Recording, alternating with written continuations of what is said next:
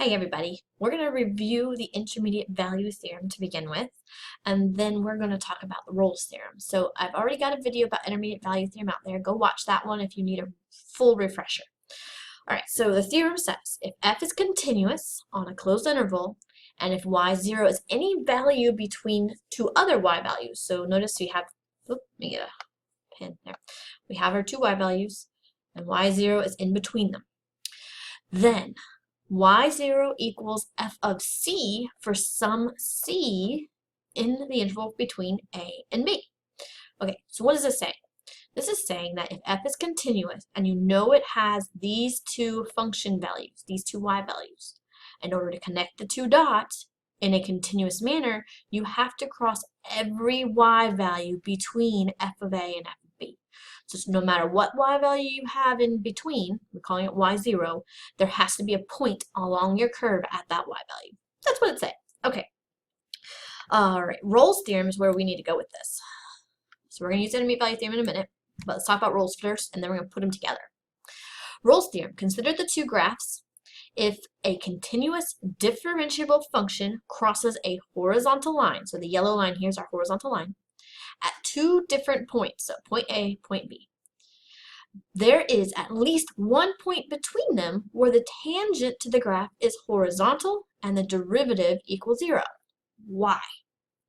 Well, if your function is continuous and differentiable, to go from point A on the horizontal line back to that same horizontal line, you have to turn around. In order for your function to turn around, you have to have a peak. And because we're differentiable, the peak has to have a derivative value of 0 because it has a horizontal tangent line. Over here you can see we have A and B, and notice we actually turn around multiple times. So Rolle's theorem doesn't tell you how many times you turn around. It just says there is at least one number, one point C, where you have to turn around. Okay, so notice here there's 3 points where you turn around. So Rolle's theorem only tells you that there's at least one point. If you achieve the same function value 2 times, in between that, you have to turn around somewhere. So it's a really cool theorem. Now, we are actually going to use that in what's called the contrapositive form. So if you've ever studied any kind of logic, that's what we're working with here. And I'm just going to give it to you and let you work with it. All right, so the contrapositive works like this. It says, first, you have to check for continuous and differentiable. If you're not continuous and differentiable, then Rolle's theorem isn't going to work. It's required no matter what. Then, this is the Rolle's theorem stated in the contrapositive. Think Rolle's theorem reversed. If the derivative is never 0, well, that means we have no peaks and no valleys.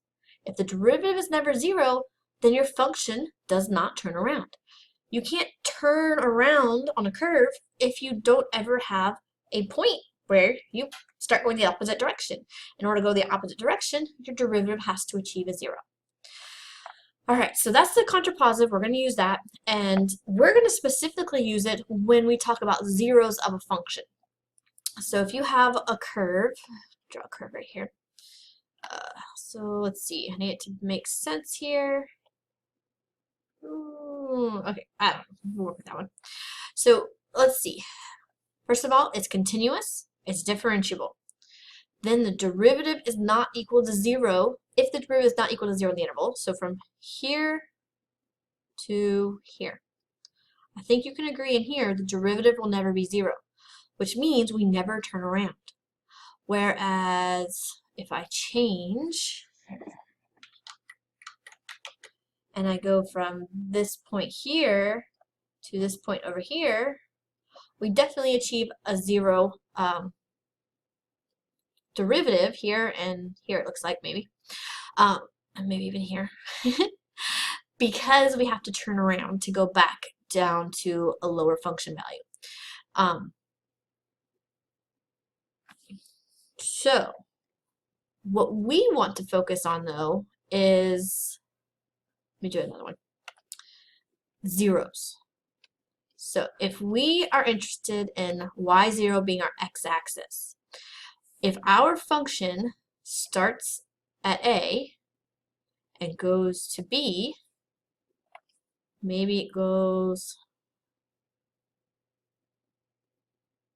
from here and goes down to here. Notice between A and B in this interval, the derivative is never equal to 0.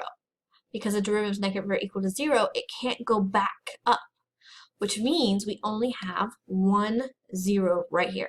So this is a 0 of our function. So Rolle's theorem tells you that once you cross, you can never go back. Kind of cool. At least the contrapositive does. All right, so here are some situations where our hypotheses, remember our hypotheses are continuous and differentiable, where our hypotheses are not true. So in this case, the function starts at the horizontal line and it gets back to the horizontal line, but the derivative is never 0. But that's okay, because in this case, the Rolle's theorem wouldn't even be talked about, because you have a non-continuous curve. From this point to this point, you're not connected. You have a gap. So this is not going to use Rolle's theorem. Okay, over here, same thing. You have a gap. You start at the horizontal line and you end at the horizontal line, but you don't actually turn around. You have a gap, which causes you to turn around. This one, it looks like it satisfies Rolle's theorem because it's continuous, right? But remember, sharp points are a problem for differentiability. So at this point, f prime would be undefined. So if your derivative is not defined, then you're not differentiable there. So this is the problem in this picture with the hypotheses, continuous and differentiable. It is continuous, but it's not differentiable at that point. So Rolle's theorem can't apply there. So again, check continuous, check differentiable. If you have those two, then check to see if your derivative is not equal to 0. If your derivative is not equal to 0, then your function never turns around. So here's a special case we want to talk about mostly. In the special case where we are interested in f of x equals 0, think of this. Think of intermediate value theorem as telling you if there are any zeros possible, and Rolle's theorem as telling you if the function f turns around in an interval at least one time, which gives the possibility of multiple zeros. So intermediate value theorem tells you have at least 1 0. And Rolle's theorem, the contrapositive, is going to tell you that you have at most 1 0. If you have at least 1 0 and at most 1 0, then you have exactly 1 0. That's the only case that can satisfy both of these requirements. So at least 1, at most 1, you have exactly 1. So let me show you how to use this to prove this example here. Show that the function f has exactly 1 0 in this interval.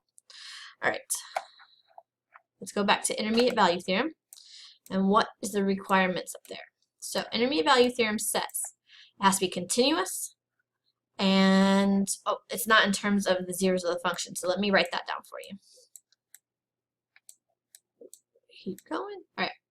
So intermediate value theorem first requires that f is continuous. Do we have that requirement? Check, we do. This is a polynomial. Polynomials are continuous everywhere. Now the next thing for intermediate value theorem, when we talk about zeros, what we need to know is that we have a function value less than 0 and a function value greater than 0. So you're going to need to find f of a that is less than 0 and f of b that is greater than 0. If you have a negative value and a positive value that your function achieves, and your function is continuous, you have to connect those two. To go from a negative to a positive, you have to cross 0. So let's see if we can find function values. All right, so I'm actually going to just try these intervals, the endpoints of our interval, and see if that works. So let's try f of -2 and see what we get. So -2 to the 4th power plus 3 times -2 plus 1. So that's 16 minus 6 plus 1, so 11. All right, so we have a positive value. Now, if I plug in -1, hopefully I get a negative value. So -1 to the 4th plus 3 times a -1 plus 1. So that's 1 minus 3 plus 1, or -1. Yes! So we absolutely did. We have found that our function has a negative value, our function has a positive value.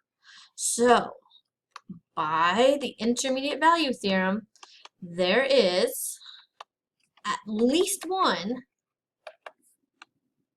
0 in the interval from -2 to -1. Okay, so we have at least one. Now we're going to try rolls, the contrapositive of rolls. Now rolls requires f to be continuous, which we already talked about. This is a polynomial, so it's continuous. So continuous, check. But it also requires differentiable.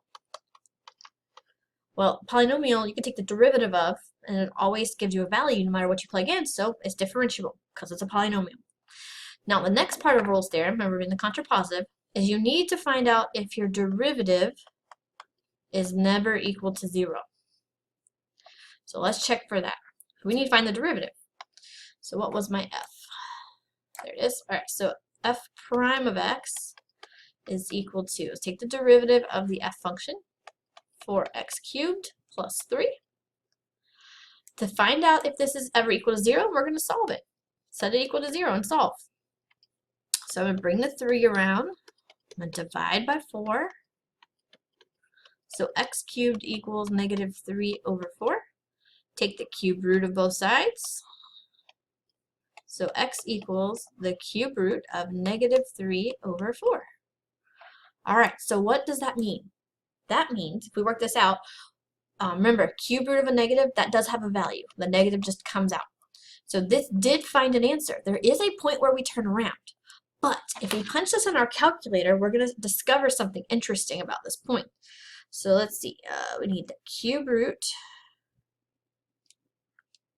of 3 divided by 4.